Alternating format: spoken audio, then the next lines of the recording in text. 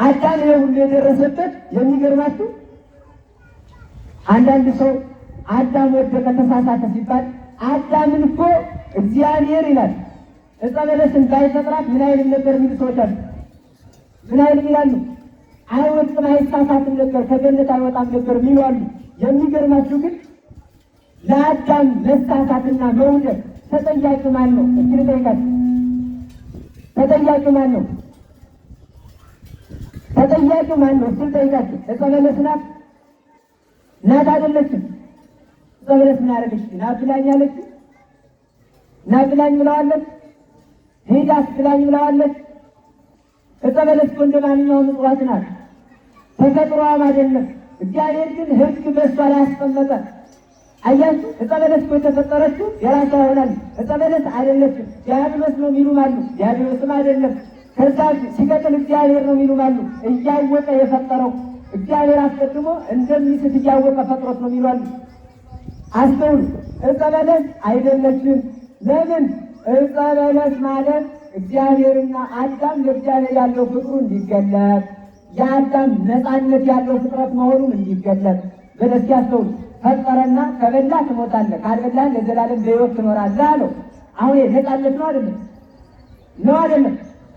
የአዳም ነፃነቱን መለያናት። አዳም ነፃነት ያለው መሆኑ ቢታወቁ ዕፀ በለስን በመብላትና ባለመብላቱ ነው። እግዚአብሔር ሕግ ሰጠው።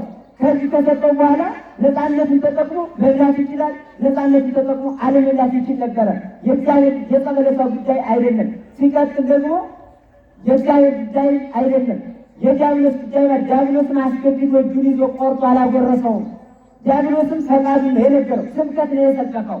ስብከት ሰበከው። ስብከትን ሰምቶ ተሳሳተ። ዲያብሎስን ተጠያቂ አይደለም። እስኪ ከአራቱ ማን ነው የአዳም መሞት መጥፋት መውደቅ ተጠያቂ? ዕፀ በለስ፣ ሰይጣን፣ ዲያብሎስ፣ እግዚአብሔር ራሱ። አራት ማን ነው ተጠያቂ? ማን ነው ተጠያቂ? ራሱ ነው። እዚህ ውስጥ ማንም ያስገድደው የለም። ማንም እኮ ነው። ዕፀ በለስ ራሷ ፍጥረቷ ለሶስት ነገር ነው ለፍጥረት። አንደኛ አዳም ለእግዚአብሔር ያለው ፍቅሩ እንዲገለጽ ነው። አትብላ አለው፣ ሕግ ነው። በቃ ይሄ ሕጉን ቢጠብቅ እግዚአብሔር ይወደዋል ማለት ነው። እግዚአብሔርን ካልወደደው ግን ምኑን ይሽራል? ሕጉን ይሽራል። ይሄ መለያ ነው። ሁለተኛ የአዳም ነፃነት እንዲባል ነፃ ፈቃድ አለ። ነፃ ፈቃድ አንበርኩ ምንድን አለ? ለከ እሳተ ወማየ ደካ ለዘፈቀድከ እሳትና ውሃ አስቀምጫለሁ። እጅን ወደ ቀኝ ቀድቶ ምን ይበል? ነፃነት ሰጠው ለአዳም። ስለዚህ የአዳምን ነፃነት ለማሳወቅ የአዳም ነፃነት ያለው ፍጥረት መሆኑን ለመግለጽ ዕፀ በለስን አስቀመጠ። ሶስተኛውና የመጨረሻው የአዳም ፍጡርነት የእግዚአብሔር ምንነት ፈጣሪነት እንዲታወቅ ዕፀ በለስ መጣች። ይህን የተፈጠረች ዕፀ በለስ ራሷ ሄዳ ብላኝ አላለች እና ሄዳ መጥቶም ደግሞ ና ብላኝም አላለች። አየት ተጠየቅ። ሰይጣንም እግዚአብሔርም እንዲሁ ተጠያቂው ራሱ ነው። ታዲያ እግዚአብሔር አዳም ዕፀ በለስ በመብላት ይህ ሁሉ በደል ወንጀል ደረሰበት። ይሄ ሁሉ መጣም ራሱ ነው ተጠያቂ፣ ማንም አይደለም። ለመሞት ለመውደቅ ተጠያቂው ራሱ ነው። ታዲያ እንዲህ ከሆነ አዳም ሞተ ወደቀ ካለ ለመዳን መሰረቱ መሞት ነው፣ መውደቅ ነው፣ ከገነት መውጣት ነው፣ ልጅነትን ማጣት ነው፣ ከመላእክት ኅብረት መለየት ነው። አሁን አዳም ሞተ ሲባል አንደኛ እግዚአብሔርን ማጣቱ ነው፣ ሁለተኛ ከገነት መውጣቱ ነው፣ ሶስተኛ የእግዚአብሔር ልጅ መሆኑ መቅረቱ ነው፣ አራተኛ ከመላእክት ኅብረት መለየቱ ነው፣ አምስተኛ ወደ ላይ ወደ እግዚአብሔር ያድግ የነበረ መንፈሳዊ ጸጋዎች በሙሉ መቋረጣቸው ነው። ታዲያ ይህንን አሁን በደንብ አስተውሉ። ሊያድነው የሚችለው ማን ነው? ይህንን የአዳም ሞት ይህንን የአዳም መውደቅ ሊመልሰው የሚችለው አዳምን ሊክሰው የሚችለው ሞቱን ያስቀርለት፣ የባህሪ መጎስቆሉን ያስቀርለት፣ ሰላም ማጣትን ሊመልስለት፣ ከስደት ሊመልሰው የሚችለው ማን ነው ነው ጥያቄ። ማን ነው ሊሆን የሚችለው? ጥያቄ ጠይቃችሁ። ነቢያት ናቸው? ነቢያት ናቸው ወይ? ናቸው አይደሉም? ነቢያትማ እንዳልሆኑ ራሳቸው ምን ይላሉ? ፈኑ ዲከ ማርያም አድኅነኒ ወባልሐኒ እማይትዙ ወእምኔሆሙ ለደቂቀ ነክር እያሉ ራሳቸው ጮኻሉ። ምን እያሉ ነው? ክንድን ከሰማይ ላካሉ። ምን ይላሉ? ክንድን አሉ። ክንድ ያሉት እግዚአብሔር ወልድን ነው። እግዚአብሔር ወልድ የአብ ክንዱ ነዋ። በክንድ ከአካል ሳይቆረጥ እኮ ነው ከአካል ሳይለይ ክንድ የራቀውን ያቀርባል፣ የቀረበውን ያርቃል። ወልድም ከአብ ሳይለይ መጥቶ ከድንግል ማርያም ተወልዶ የራቀ አዳምን እንዲያቀርበው ዲያብሎስን ደግሞ እንዲያርቀው ስለሚያውቁ ነቢያት ምናሉ ፈኖ ወዴተ ማርያም ክንድ ወልድን ከሰማይ ላክልን ብለው ጮኹ። ትንቢት ተናገሩ። ፈኖ ወዴተ ማርያም ከአርያም ክንድን ላክልን አሉ። አያችሁ አይደለ? እነ ኢሳይያስ መልሰው ምናሉ ወኮነ ጽድቅነ ከመ ጸርቀ ተፍቶ ጽድቃችን እንደ መርገም ጨርቅ ተቆጠራሉ። ማዳን አይችሉም። ማዳን ራእዮስ ነቢያት ማዳን አይችሉም። መልሶ ኢሳይያስ እንዲህ ይላል አፎ በመልአክ ወአፎ በተልባ አላ ለሊሁ አምላክ ይመጽእ ወያድኅነነ። በመልአክም አይደለም በነቢይም አይደለም ራሱ እግዚአብሔር ይመጣል ያድነንማል ይላል። ምን ይለናል? ምን ይለናል? እዩት እንግዲህ ነቢይ ኢሳይያስ የተናገረው ነቢያት ናቸው የሚያድኑ እንዳንል፣ ነቢያት ራሳቸው ድህነት ፈላጊ ናቸው። ምክንያቱም ማዳን አይችሉም። ለምን ካልን ነቢይ በራሱ ከአዳም ልጆች አንዱ ነው። በውርስ ኃጢአት ያለበት ነው። የአዳም በደል ያለበት ነው እና ነቢያት አይደሉም፣ መላእክት ናቸው። መላእክት ያድኑና ይህን በደል ያዳም ይመልሱለታል። አይመልሱ አይመልሱ። መላእክት የራሳቸው ድርሻ አለ። እስመ ለመላእክት የዞን በንቲአከ ከመ ይትቃቀም በእግርከ ላይለከ። እዩት እንግዲህ መላእክቱንም ስላንተ ከፊት ይሰዳቸዋል ይላል መዝሙር 90 ላይ። መላእክት የራሳቸው ስራ አለ። ከስጋዊ መቅሰፍትና እግዚአብሔር የፈቀደላቸው እኛን እንዲጠብቁ ታየን። መልአከ እግዚአብሔር አውዶሙ ለእለ ይፈርህዎ እግዚአብሔርን በሚፈሩት ሰዎች ዙሪያ ይከትሙ ዘንድ ይጠብቁ ዘንድ መላእክት የራሳቸው ድርሻ አለ። መላእክት አኮ በመልአክ በመልእክተኛም አይደለም። መላእክትም የሰውን ባህሪ የጎሰቆለውን ሊመልሱ አይችሉም። ለምን? የተፈረደው የሞት ሞት ስለሆነ። ምን ስለሆነ? የተፈረደው ምን ስለሆነ? የሞት ሞት ነው። የፈረደው ማን ስለሆነ? እግዚአብሔር የፈረደውን መልአክ አይመልሰውም። እግዚአብሔር የፈረደውን ፍርድ ነቢይ አይመልሰውም። የሞት ሞት መልአክም ነቢይም ሊያድን አይችልም። ታዲያ ሌላ ማን ነው? ማን ነው ሊያድነው የሚችለው? መስዋዕተ ኦሪት ነው ይላል። መስዋዕተ ኦሪት ሊያድን ይችላል? አይችልም። መስዋዕተ ኦሪት ማለት በግ ነው፣ ፍየል ነው፣ ዋኖስ ነው፣ ርግብ ነው፣ ላም ነው፣ የጊደር ደም ነው። በደንብ አስተውሉ። ያ በጊዜያዊ በሌዊ ክህነት በኩል የሚሰዋ የበግ ጠቦት፣ የፍየል ጠቦት፣ የላም ጊደር፣ ዋኖስና ርግቦች ናቸው የሚሰዉ። እነርሱ ደግሞ የሚገርማችሁ ካህናቱ ራሳቸው ሊቀር ካህናቱ በደሉ አለባቸው። መጀመሪያ ለራሳቸው ይሰዋሉ፣ ከዛ ስለ ሕዝቡ ይሰዋሉ። መጀመሪያ ለራሳቸው ደም ይረጫሉ፣ ሲቀጥል ለሕዝቡ ደም ይረጫሉ። ታዲያ ሊያድን ይችላል ሲባል አያድንም። ሊያድንም አልቻለም። ጌታችን በምሳሌ የሉቃስ ወንጌል ላይ ያ የወደቀውን ከኢየሩሳሌም ወደ ታች የወረደውን ሰው የወደቀውን የተደበደበውን ሌዋዊውም አለፈው፣ ካህኑም አለፈው፣ ሳምራዊው አነሳው ብሎ ሌዋዊው ያድን እንዳልቻለ ካህኑም ያድነው እንዳልቻለ ሳምራዊ የተባለ ጌታ መጥቶ እንዳዳነው መስዋዕተ ኦሪት ሊያድን እንዳይችል ገልጾታል። ስለዚህ መስዋዕተ ኦሪት ሊያድን አይችልም። ታዲያ ማን ነው የሚያድነው?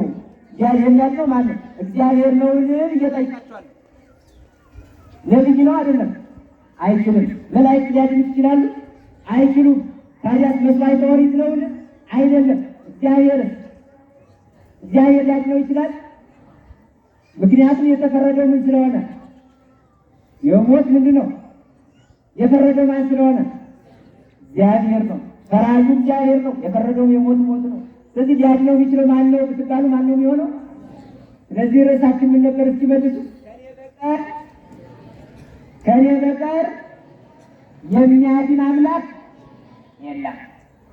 ከኔ በቀር የአዳምን ሞት መካስ የሚችል የባህሪን ጉስቁልና መመለስ የሚችል ያጣውን ልጅነት መስጠት የሚችል ወደ ቀደመ ሀገሩ መመለስ የሚችል የለም። ነቢይም ቢሆን መልአክም ቢሆን ሌዋዊም ቢሆን ካህነ ኦሪትም ቢሆን መስዋዕተ ኦሪትም ቢሆን ከኔ በቀር የሚያድን አምላክ ምን አለ? ከኔ በቀር ምን የለም አምላክ የለም አለ። እውነት ነው። እግዚአብሔር ብቻ ነው የሚያደርግ ይችላል። ታዲያ እግዚአብሔር ነው ካልን እግዚአብሔር ራሱ እንዴት ይችላል? ምክንያቱም እንዲሁ ለአዳም ተስፋ ሰጥቶታል። ምን ነው? እትወለድ እሞነት ወለድከ ወእድኅ ውስተ መርህብከ እትገዘወከ በመስቀልየ ወበሞትየ።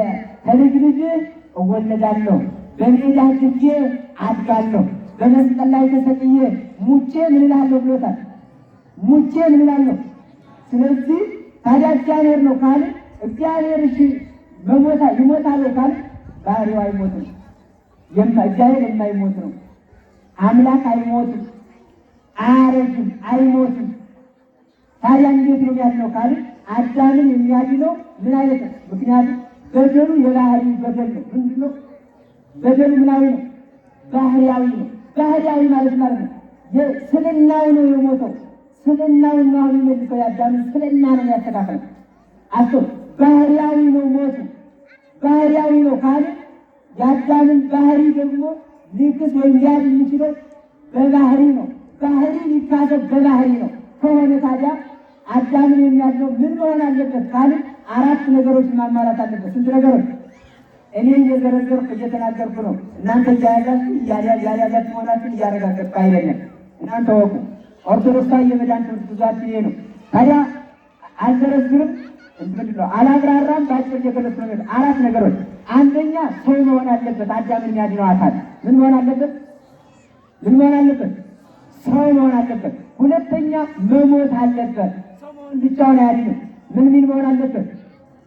ሰው መሆን አለበት ስንል የበደለው ሰው ነውና፣ መሞት አለበት ስንል አዳም የተፈረደበት ሞት ነውና፣ ሶስተኛው ሙቶ የሚቀር ሳይሆን ሞትን ድል አድርጎ ምን መሆን አለበት? የሚነሳ መሆን አለበት። ሞትን ድል አድርጎ ከተነሳ ራሱ አዳኝ ፈላጊ ነው ማለት ነው። ራሱን ያድነው ያሻዋል። ስለዚህ ሰው መሆን አለበት። አንድ መሞት አለበት። ሙቶ ነዋ ሞቱን የሚክሰው። ሶስተኛው ሙቶ የሚቀር ሳይሆን ሞትን ድል አድርጎ መነሳት የሚችል መሆን አለበት።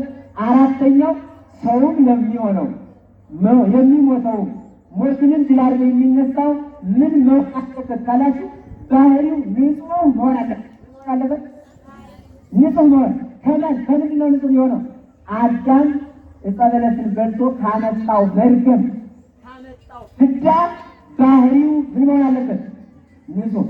ነጥያ ያድንም ነው። አንደኛ ሞት ስለሆነ ሞትን ሙቶ አዳምን ሊክስ አይችልም፣ ሞትን ማሸነፍ አይችልም። ሁለተኛ እሞታለሁ እንኳ ቢል ባህሪው ራሱ የእሱ ንጹህ አይደለም። በደንብ አስተውሉ። መላእክትም አያድኑም ያለው አይሞቱም። መላእክት ይሞታሉ? አይሞቱም። ስለዚህ ይህን ማድረግ የሚችለው ማነው ካልን ያደርሰዋል ነው። ከኔ በቀር በምስ የሚያድን አምላክ ሰው ሆኖ ነው ሞቶ ሞትን ድል አድርጎ ንጹሐ ባህሪ ሆኖ የሚያድን አምላክ የለም። ይህን ታዲያ ያደረገ ማነው ሲባል እግዚአብሔር ነው። ታዲያ አዳም እንዲተፈረደበት በሲኦል ተጥሎ ኖረ። 5500 ዘመን ተቆጠረ። ከ5500 ዘመን በኋላ እነሆ መልአኩ ብርሃናዊ በስሙ ገብርኤል የሚባለውን ብርሃናዊ መልአክ ከላይ ወደ ምድር ላከው። ከዛ ወደ አንዲት ድንግልም ናዝሬት ገሊላ በሚባል ቦታ ወደምትኖር ሄደ። እሱ ወደ እናትህ ጸንስ ያላት፣ እሷም ይኩነኒ ያለችው ቃሏን ምክንያት አድርጎ አካላዊ ቃል በማኅፀኗ አደረ። ያደረው ያ አካል ሰው ሆነ። አምላክ ሰውን ለማዳን ምን ሆነ? ምን መሆን አለበት ብለናል? ሰው መሆን አለበት አለ። ሰው ሆነ። መጣና ከድንግል ማርያም ሰው ሆነ። ሰው የሆነው እርሱ ሰውን ለማዳን ነው። ሰውን ለማዳን፣ ሰውን ለመርዳት፣ ሰውን ለማገዝ ሰው መሆን ይጠይቃልና ሰው ሆነ። ከዛ በትንሽ አደገ። በ30 ዘመኑ በዮርዳኖስ ተጠመቀ። 3 ዓመት ከ3 ወር ዞሮ አስተማረ። ከዛም በኋላ በዕደ አይሁድ ተያዘ። ዛሬ መጋቢት ስንት ቀን ነው? እንደ ዛሬ መጋቢት 27 ቀን ዕለተ ዓርብ ላይ ምን ሆነ?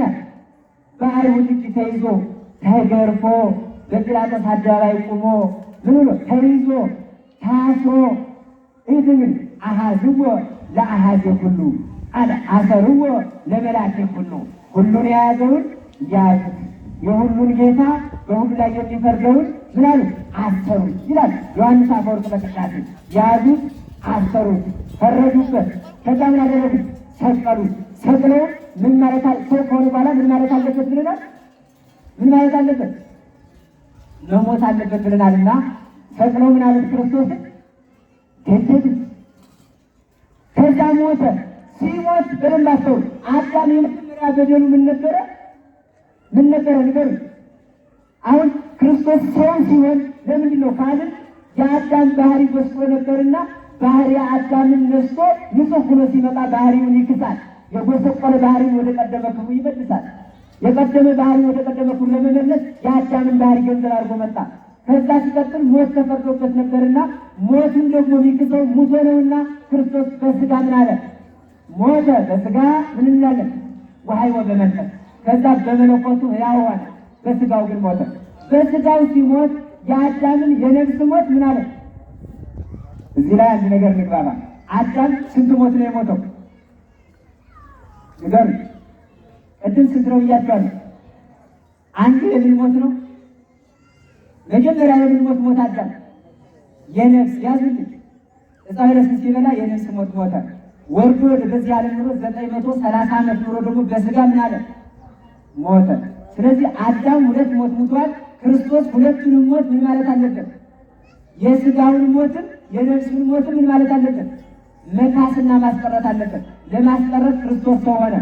ሰው ከሆነ በኋላ በስጋው ሞተ።